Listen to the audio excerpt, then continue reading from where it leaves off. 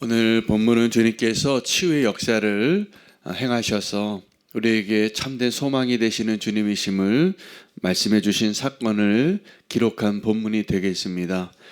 야이로의 딸이라고 알려져 있는 다른 복음서에는 그렇게 알려져 있는데, 오늘 마태복음 19장에는 그냥 관리라고 되어 있습니다. 근데 그 관리의 딸이 죽었습니다. 죽었는데도 소망을 가지고 예수님께 찾아와서 엎드려 내 딸이 방금 죽었는데 살려주실 수 있겠느냐고. 대단한 믿음이죠. 나사로의 집에서도 마리아와 마르다도 그 믿음이 없었습니다. 그러니까 오빠가 죽으니까 이제 절망한 가운데 나중에 부활할 때라도 그냥 그렇게 잘 우리를 기억해 달라고, 이 정도 말밖에 하지 못했던 상황이었는데, 오늘 이 회당장 야이로는 대단한 믿음을 가지고 있었던 사람입니다. 그리고 예수님께서 그 야이로의 집에 가는 길에 또 한 여인이 예수님의 옷자락을 만졌습니다. 믿음으로, 소망으로. 어떤 믿음이었냐면, 내가 이 예수님의 옷자락만 만져도 내가 나으리라. 그 소망이 있었습니다. 오늘 저와 여러분이 정말 참된 소망으로 주님을 만날 수 있는 축복의 한 주를 시작하시기를 소망합니다. 오늘 우리가 그 소망을 갖기 위하여서 먼저 알아야 될 것은, 예수님께서 이 땅에 오실 때 누구를 만나러 오시고 누구를 목적으로 찾으셨냐 하는 것입니다. 오늘 마태복음 9장에는 오늘 본문 바로 앞에 마태의 부르심이 기록이 되어져 있습니다.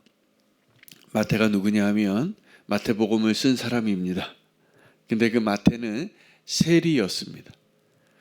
그러니까 예수님의 제자 가운데 세리가 있었다는 것도 좀 충격적이죠. 당시에 세리는 유대인들 가운데에서 손가락질 받던 사람이고 죄인의 부류 중에 하나입니다. 그러니까 도둑놈, 강도, 강간범 이런 종류의 한 사람 같이 그냥 저 사람 죄인이야 라고 말할 때 아주 죄질이 안 좋은 사람으로 치는 죄인이 세리입니다. 다 손가락질했습니다. 왜냐하면 그 세리는 우리나라가 일제 치하 있을 때로 상상해 본다면, 그때 여러분 일제의 앞잡이가 돼서 집집마다 다니면서 일본에 세금 낼 거 징수해 가는 사람이 일본 완장 차고 돌아다니는 사람, 우리가 어떻게 생각하겠습니까? 그 사람이 사는 방식이 뭐냐 하면, 유대인들의 사람들에게 세리를 받아서 원래 100원을 세금을 내야 된다 그러면 200원 받는 겁니다. 그리고 100원은 자기의 수익으로 치고 100원은 로마 제국에 바치는 게 그 세리가 하는 일이었어요. 그걸 허용해 주고, 그래서 로마 제국은 그 세금을 징수하기 위해서 그 민족에 있는 사람들 앞제비를 쓴 거죠. 그러니 유대인들에게 있어서 세리는 가장 손가락질 받고 가장 인정받지 못하는 죄인 중에 하나인데, 예수님께서 그 세리였던 마태를 부르신 거예요. 너는 나를 따르라. 그래서 오늘 마태복음 9장에는 9절 10절에 예수님께서 마태를 부르시고 마태의 집에 갔더니 순 죄인들만 모여 앉아 있는 겁니다. 거기에 범죄자들이 다 모인 그런 친구들이 다 모여서, 또 마태는 세리니까 돈은 있으니까 기뻐서 잔치를 벌였는데, 불러서 올 수 있는 사람들은 다 죄인들이었던 거죠. 사람들은 수군거렸습니다. 뭐라고 수군거렸냐면, 저 예수가 죄인들하고 친구가 되는구나. 여러분, 내 친구가 누구인지에 따라서 내 품격이 결정되잖아요. 그 사람이 누군가를 보려면 그 사람 친구를 보면 됩니다. 그 사람이 누구인가 보면 그 사람 부모님 보면 됩니다. 그 다 닮게 돼 있거든요. 근데 예수님이 세리를 부르고 세리의 친구가 되니까 수군거린 거죠. 그때 예수님이 하신 말씀이 있습니다. 나는 제사를 원하지 않고 긍휼을 원하는데, 긍휼한 마음으로 오셨다는 거죠. 그 긍휼한 마음으로 오신 예수님이 향하신 사람들은 두 부류였습니다. 내가 건강한 사람에게 가지 아니하노라. 내가 병든 자에게 가노라. 내가 의인을 찾으러 온 것이 아니라 죄인을 찾으러 왔노라. 이것이 예수님의 마음이에요. 그래서 예수님은 그 사람들이 의아해하고 저 예수님은 이적을 행하시고 선지자들보다 더 대단하시고 하나님의 아들이라고 자기가 얘기하고 있고 대단한 능력을 가진 자라고 여겼는데 메시아인가? 이런 생각을 할 수 있는 사람이었는데 죄인들하고 노는 겁니다. 죄인들과 함께 먹고 마시는 겁니다. 그때 주님은 우리에게 아주 중요한 본인의 목적을 설명해 주셨는데 내가 건강한 자를 찾으러 온 것이 아니라 병든 자를 찾으러 왔고 내가 의인을 부르러 온 것이 아니라 죄인을 부르러 왔노라 라고 말씀하신 것입니다. 그러한 예수님을 향하여 오늘 본문에 세례 요한이 제자들을 보냅니다. 그리고 이 세례 요한이 바리새인들과 함께 우리는 금식을 하는데 당신은 왜 금식을 하지 않습니까? 이 질문이 왜 나왔냐 하면 마태를 부른 그 사건하고 연관이 있는 겁니다. 당신은 죄인들의 친구이십니까? 우리는 지금 거룩한 하나님의 백성으로 금식을 하는데 당신 금식하는 거 본 적이 없습니다 라고 말하는 거죠. 예수님 금식 안 하셨습니다. 금식할 이유가 없었어요. 그런데 더 놀라운 것은 오늘 이 본문에서 말하는 겁니다. 금식을 하셨을지는 모릅니다. 그러나 오늘 본문에서 예수님이 금식 안 하시고 그 이야기를 하신 이유가 아주 중요한 내용을 이야기하세요. 뭐라고 얘기하시냐면 신랑과 함께 있을 때는 기뻐하는 것이 마땅하다. 그러나 언젠가 신랑을 빼앗길 날이 오는데 그때 금식하라.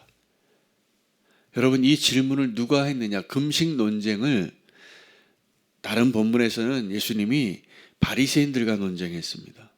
근데 바리새인들이 예수님에게 와서 안식일 논쟁, 금식 논쟁을 한 거죠. 근데 이 금식 논쟁을 할 때 이 금식 논쟁을 하는 편에 누가 있었느냐가 충격적이에요. 세례 요한이에요. 세례 요한이 누구입니까? 예수님에게 세례를 베풀고 예수님과 함께 그 구원의 역사를 이루기 위하여 천국이 가까이 왔노라고 길을 예비하라고 예수님과 동행하고 동역했던 여자가 낳은 자 중에서 가장 큰 자라고 생각하는 그 사람조차도 천국에 합당하지 못한 모습이다라고 말씀해 주시는 거예요. 그래서 뭐라고 말씀하시냐면 새술은 새 부대입니다. 새술은 새 부대.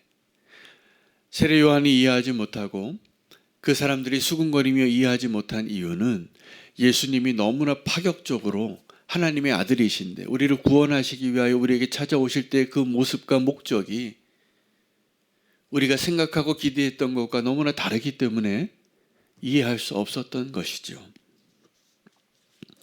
그런 상황 가운데 오늘 이 두 여인을 고치는 이적이 행해진 것입니다.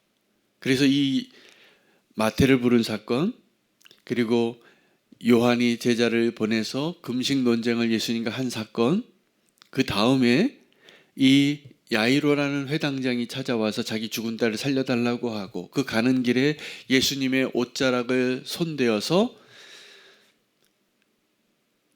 12년 동안 살아있지만 죽은 자가 같이 지냈던 그 혈루병 앓던 여인. 여러분 혈루병 앓는 여인의 그 고통이 뭐냐 하면 문둥병하고 똑같아요. 이 여인이 하혈을 하는데 여인이 하혈하는 것은 모세 율법의 부정한 자입니다. 그러니까 부정하다는 면에 있어서는 이 문둥병자하고 똑같은 거죠. 그래서 이 여인은 늘 12년 동안 나는 부정한 자야. 나는 고침을 받아야 되는데 고칠 수 없고 낫지 않고 나는 늘 부정한 가운데 있다라고 절망한 여자였어요. 12년 동안. 살아있으나 늘 나는 거절받고 나는 왜 이런 저주가 내게 임했나? 왜 이런 병이 내게 임했나? 그런 상황 가운데 있을 때 오늘 우리가 붙잡아야 할 소중한 진리는 야이로가 죽은 딸을 살려달라고 예수님께 나오는 그 소망의 요청. 그리고 이 혈루병 앓던 이 여인이 12년 동안 살아있어도 죽은 자 같이 있었던 그 여인이 소망으로 예수님의 옷자락에 손을 댄 거. 그리고 결과적으로는 예수님께서 뭘 다시 증명하셨냐면 나는 죄인을 구원하기 위해서 왔고 나는 건강한 자가 아니라 병든 자를 치유하러 왔노라 라고 말씀해 주신 거예요.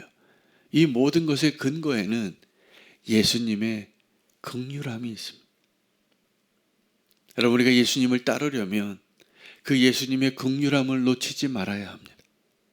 그리고 그 예수님의 긍휼함에 우리의 손을 대고 그 긍휼함에 우리의 소망을 두어서 내 죽은 딸을 살려주십시오, 주님. 내가 이렇게 병들어 있지만 나를 고쳐주십시오, 주님. 이 소망을 주님께서 기뻐하시고 치유하시고 역사하셨다는 사실이에요. 이 놀라운 은혜가 오늘 이 마태의 부르심과 이 세례 요한의 제자들이 찾아와서 했던 질문, 바리새인들과 우리는 금식하는데 왜 당신은 금식하지 아니하십니까? 여러분, 소망을 갖기를 원하시죠? 이 믿음의 소망 갖기를 원하시죠? 정말 예수님의 옷자락에 손 대고 싶지 않습니까? 그래서 손 대고자 하는 그것이 너무나 별거 아닌 것 같지만 그 옷자락만 닿아도 내 문제가 해결되고 내가 고침을 받고 내 죄의 문제가 해결돼서 사망에서 생명으로 옮기시고자 하는 그 주님의 놀라운 능력을 요한은 몰랐어요. 그 요한에게 말씀해 주시는 거예요. 너 금식하는 거 참 귀하다. 그러나 지금은 신랑과 함께 있는데 네가 신랑의 친구인데 지금 기뻐하라. 기뻐하시기 바랍니다. 기뻐하시기 바랍니다. 그리고 그것이 우리의 소망이 되는 것입니다. 오늘 우리는 주님에게 어떤 요청을 받냐 하면 여태까지 내가 해왔던, 익숙해왔던 그러한 기준과 관습과 믿음을 뛰어넘는 하나님의 은혜를 받아들일 수 있는 새 부대를 준비하는 거예요. 이것을 믿음이라고 하는 겁니다.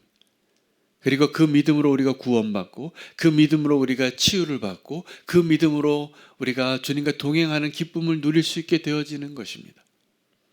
예수님은 마태와 같은 저와 여러분을 다시 부르시는 거예요. 나를 따르라고. 마태는 깜짝 놀라서 삭개오하고 똑같아요. 삭개오도 세리였는데 너무 기뻐서 잔치를 벌이고 예수님이 그 집에 들어가서 잔치에 참석하시니까 삭개오가 어떤 결단을 했습니까? 자기 재산 다 버린 거예요. 대단합니다. 그 기쁨을 누릴 수 있었죠. 어떤 사람은 지금도 그 기쁨을 누리지 못합니다. 옛날 부대이기 때문이에요.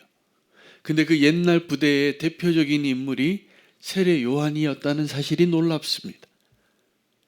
예수님이 세례 요한과 동력을 한 거예요.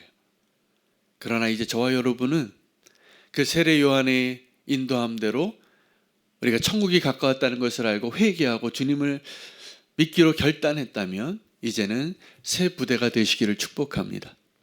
새 믿음으로 주님을 따르시기를 축복합니다.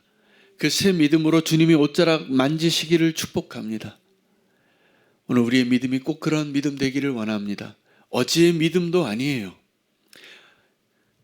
10년 전에 내가 대단하게 예수님 믿어서 결단했던 그 믿음으로 지금 사는 게 아니에요.